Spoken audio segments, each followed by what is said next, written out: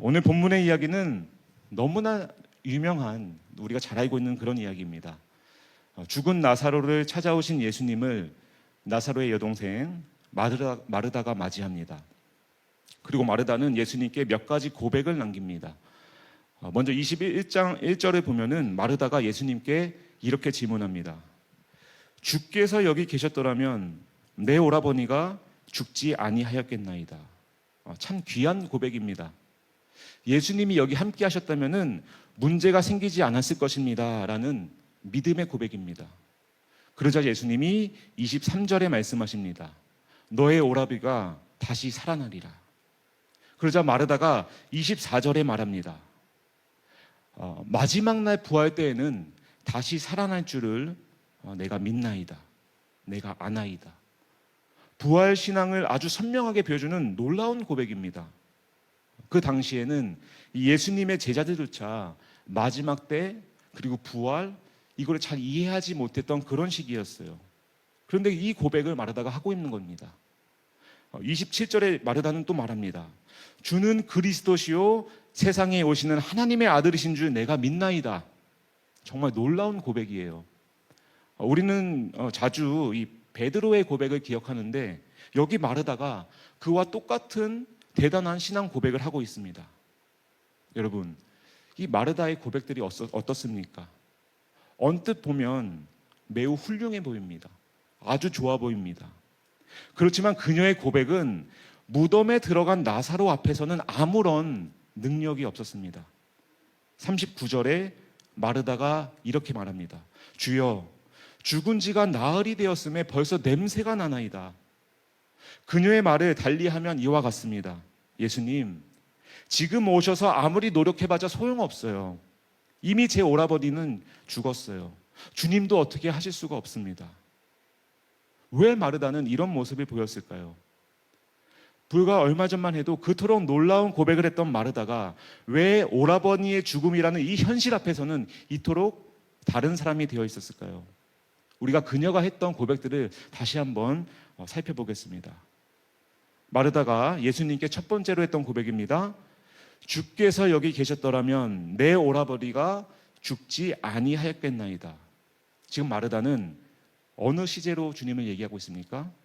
과거 시제로 이야기하고 있습니다. 여기 계셨더라면 죽지 아니하였겠나이다.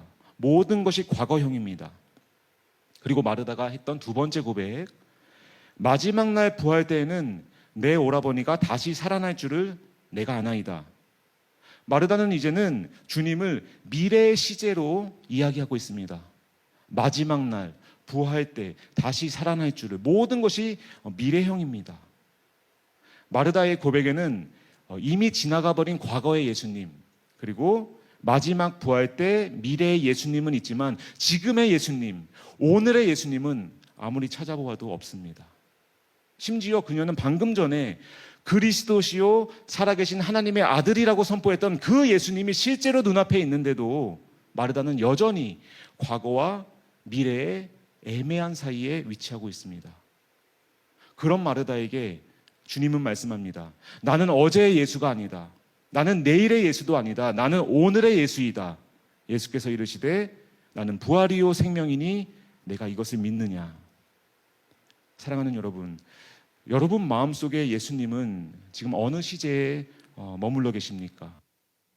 혹시 예수님을 이미 지나가 버린 과거에 가둬두거나 또는 예수님을 아직 도래하지 않은 미래로 내몰아서 정작 오늘의 예수님을 잃어버리지는 않으셨는지요? 그렇다면은 여러분의 시제를 현재형으로 옮기시길 축원합니다. 바로 오늘 이 시간 부활이요 생명이신 살아계신 주님을 만나는 여러분이 되시기를 축원합니다. 본문을 통해서 우리는 하나님과의 관계를 점검하고 또 조정해 볼 수 있습니다. 먼저 하나님과의 시제는 언제나 현재형이라는 것입니다. 나는 부활이요 생명이다 라고 말씀하신 예수님은 지금 여기에 우리와 함께 계십니다. 그분은 과거에만 계시는 하나님, 미래에만 계시는 하나님이 아니라 바로 지금 여기에 함께 하시는, 여러분 안에서 살아 역사하시는 하나님의 아들입니다. 우리는 종종 그런 고백을 합니다. 주님이 내 안에 함께 하심을 믿습니다. 주님이 나와 함께 하심을 믿습니다. 참 좋은 고백입니다. 그런데 조금은 부족한 고백이에요. 저에게는 사랑스러운 아내가 있습니다.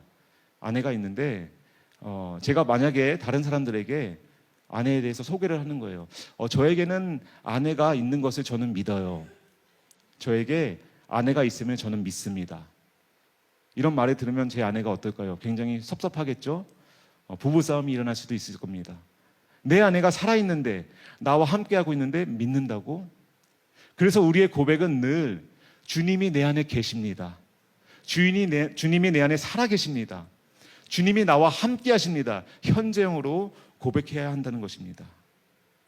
예수님은 기적을 행하실 때 언제나 현재형 시제를 사용하셨습니다.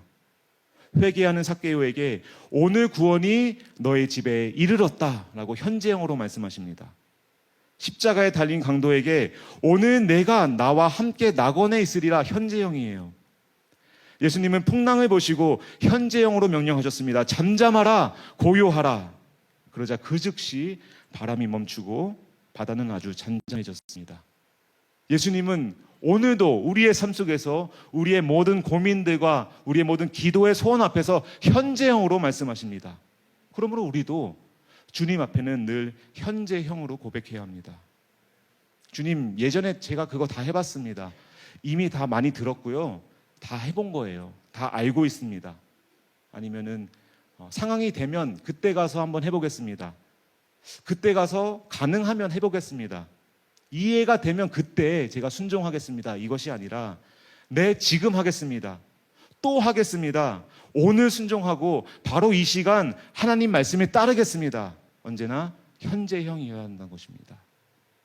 그리고 하나님과의 관계는 늘 이동 동사입니다. 독일어도 그럴 것 같은데 이 프랑스어에는 이 사람이나 사물이 공간적으로 움직이는 행위, 이렇게 이동하는 그것을 표현하는 이동 동사라는 특별한 동사의 형태가 있습니다. 그래서 프랑스어에서는 이 동사를 과거형으로 변화시킬 때 항상 아부아라는 조동사를 쓰지만 유독 이 이동 동사, 행위 동사를 과거형으로 사용할 때는 에트라는 조동사를 사용합니다. 그런데 우리가 이 하나님과의 관계에서도 늘 이동 동사를 사용해야 합니다. 예수님은 마르다에게 말씀하셨습니다. 돌을 옮기라. 예수님은 마르다가 나사로가 살아날 것을 입술로만 고백하는 것이 아니라 머리로만 믿는 것이 아니라 그녀의 손과 발을 사용해서 하나님 말씀에 순종하기를 원하셨습니다. 하나님은 우리가 그저 마음속으로만 머리로만 하는 신앙 고백이 아니라 하나님 말씀에 순종하기 위해서 직접 걸어가고 직접 움직이고 나의 손과 발을 사용하는 믿음을 원하십니다.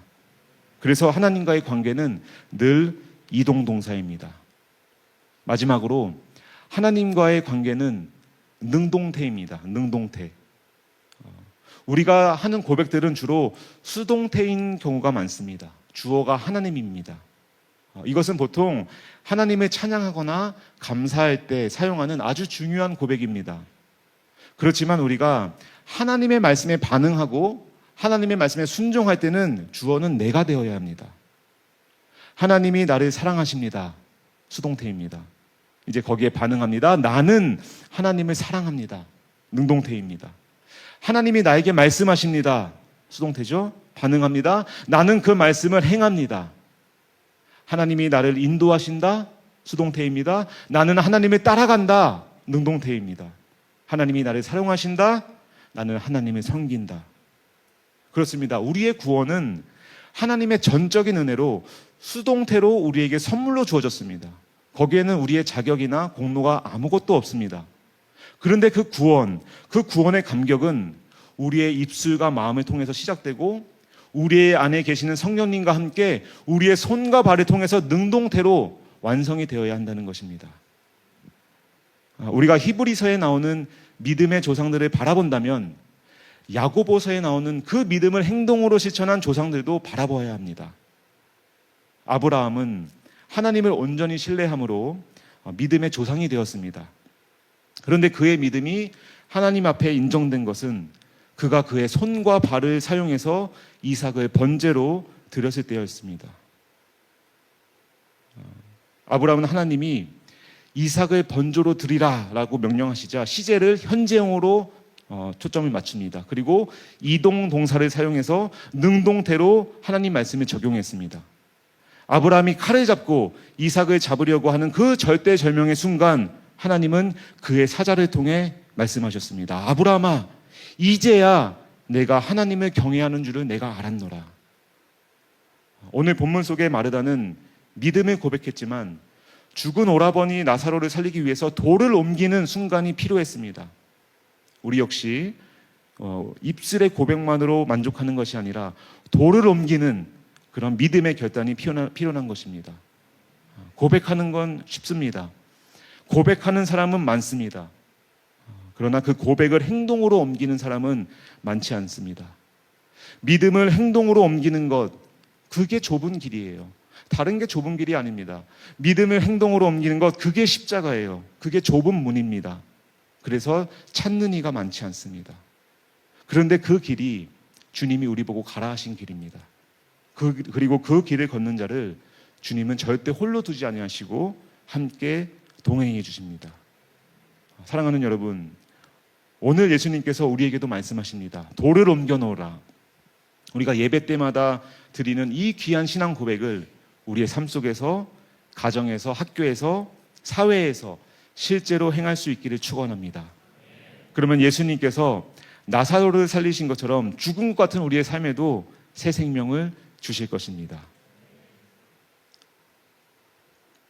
여러분들 표정을 보니까 이제 끝났나? 하는 표정이신 것 같아요. 제가 차드 얘기를 안 했죠, 여러분께. 제가 살고 있는 차드에 대해서 조금 말씀을 드리겠습니다. 저희 가정이 살고 있는 이 아프리카 차드는 프랑스어를 쓰는 나라입니다. 예전에 식민지였기 때문에 불어를 쓰는데 200개가 넘는 종족어를 가지고 있습니다. 그런데 놀랍게도 이 종족 언어 안에는 대부분 과거형과 미래형이 없습니다. 과거형, 미래형 시제가 존재하지 않아요. 그래서 대화할 때, 소통할 때 많은 오해를 사기도 합니다. 나는 분명히 확실한 시제를 가지고 미래형으로 말하는데 차드 사람들은 그게 그렇게 와닿지 않을 때가 있고, 차드 사람들은 과거형으로 얘기하는데 저에게는 그게 현재형처럼 느껴지기도 하고, 이런 오해를 사기도 합니다. 언어학적으로 여러 가지 이유가 있겠지만 저는 그것이 가난 때문은 아닐까라고 생각합니다. 차드는 아직까지 평균 수명이 50세가 채 되지 않은 나라입니다. 어제 함께 반갑게 웃으면서 인사했던 나의 친구가 며칠 뒤에 갑자기 세상을 떠났다는 소식을 듣는 것이 전혀 낯설지 않은 나라입니다. 감기와 같은 가벼운 질병도 제때 약을 구하지 못해서 목숨을 잃는 일이, 감기 때문에 이런 일이 지금도 일어나고 있는 나라, 그곳이 차드입니다. 그들에게는 그러니까 과거는 늘 아픔이에요. 자주 아팠고 늘 가난했고 항상 배고팠습니다. 그리고 미래는 보이지 않는 안개예요. 언제 이 고통이 끝날지 도무지 알 수 없습니다. 그래서 차드 사람들의 언어에는 항상 현재형만 있습니다. 그런데 놀랍게도 그들의 신앙 역시 그래서 현재형입니다. 예배를 함께 들어보면 우리는 그것을 금방 알 수 있습니다. 가진 것 없어도, 희망이 보이지 않아도, 분명히 어제까지 너무 힘들었고 내일 아무런 미래가 보이지 않아도 예배 시간이 되면, 그 시간이 되면 차드 사람들은 온 힘과 정성으로 하나님을 찬양하고 하나님을 경배합니다. 가난하지만 부유하고 질병 가운데 살아가지만 영적으로 강건한 자들이 차드 사람들입니다. 너무너무 귀한 성도님들입니다. 저는 그들의 이 현재형 믿음에서 참 많은 것을 배우고 있습니다. 그런데 동시에 그들의 믿음에는 조금 부족한 것도 있습니다. 그것은 바로 이 능동태의 믿음, 그러니까 앞으로 나아가는 믿음입니다. 현재를 붙잡고 감사하는 믿음은 강하지만 이 하나님이 열어주시는 미래를 향해 한 걸음 내딛는 그 신앙은 조금 약합니다. 그 이유는 역시 가난 때문이겠죠. 꿈을 꾸고 싶어도 현실의 무게가 너무 무겁기 때문입니다. 그래서 저는 선교사로서 그들에게 현재형 신앙을 배웠고 동시에 그들에게는 능동적인 믿음을 심어주고자 열심히 사역하고 있습니다. 지금 이제 차드에 가서 지낸 지가 4년 차에 접어들었습니다. 그래서 기도하던 중에 하나님께서 저희 가정에게 새로운 비전을 주셨습니다. 저는 그들에게 많은 것을 배우고 있어요. 현재형 믿음을 배우고 있습니다. 그래서 현재형 믿음이 강한 차드의 청년들과 함께 과거에 머물러 있는, 아직 잠자고 있는, 분명히 예수님이 역사하셨지만 과거에 머물러 있는 이 유럽을 깨우러 오자. 이것이 저희 가정이 품게 된 비전입니다.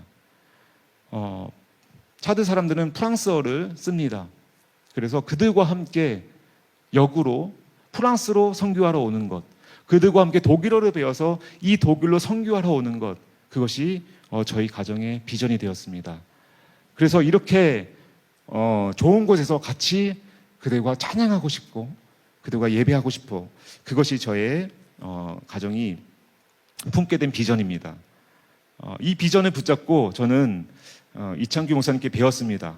하나님 앞에 스위치를 켜고 돌을 옮겨라 라는 말씀을 붙잡고 차드 청년들을 위한 교회를 개척하겠다, 믿음의 엔터키를 눌렀습니다. 이제 하나님께서 일하실 것입니다. 이를 위해서 함께 기도해 주시면 정말 큰 힘이 될 것 같습니다. 이제 말씀을 맺겠습니다. 오늘날 많은 이들이 과거의 예수님은 참 잘 고백합니다. 십자가에 달리신 주님, 내 죄를 위해 죽으신 주님, 부활하신 주님, 또 미래의 예수님도 자주 얘기합니다. 다시 오실 주님, 마지막 부활 때에 임하실 주님. 그러나 정작 오늘의 예수님을 붙잡지 못하는 경우가 많다는 것입니다. 마르다가 그랬습니다. 주는 그리스도시요 살아계신 하나님의 아들이십니다 라고 고백했지만 오라버니 나사로의 무덤 앞에서는 무력했습니다.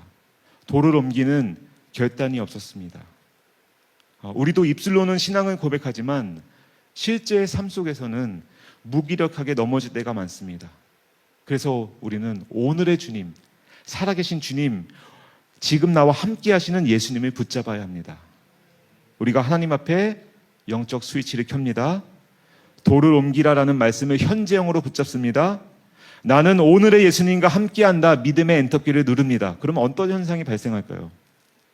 여러분이 실제로 누구와 함께한다면 무슨 일을 하시나요? 인증샷, 사진 찍죠. 같이 인증샷, 함께하고 있으니까 사진 찍어요. 예수님과 인증샷을 찍어야 합니다. 그게 바로 예배예요. 매일의 삶 속에서 새벽에 나와서 예수님과 인증샷 찍고 예배드리고, 그것이 바로 예배입니다. 여러분이 누구와 실제로 함께하면 또 뭘 하죠? 대화를 합니다. 말을 나눠요. 살아있기 때문에. 그것이 기도예요. 기도는 어려운 것이 아닙니다. 내 안에 살아계신 주님과 대화하는 것이에요. 여러분이 또 누군가와 함께하면 뭘 합니까? 편지 쓰죠. 또 글을 쓰기도 합니다. 메시지도 보내고요. 예수님의 편지를 읽어야 합니다. 그게 말씀 묵상이에요. 그리고 예수님께 우리도 편지를 씁니다. 그게 뭡니까? 간증문이에요.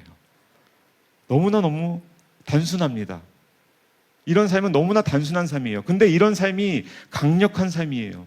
현재형 예수님과 동행하는 삶은 흔들리지 않는 삶이고, 복음의 생명력이 넘치는 삶이고, 날마다 새로움으로 가득 찬 창조적인 삶이에요. 왜냐하면 그 삶은 예수로 충만한 삶이기 때문입니다. 이 복된 삶을 누리는 여러분 모두가 되기를 온 마음 다해서 예수님의 마음으로 진심으로 축복하고 축원합니다. 우리 시간 함께 기도하시겠습니다.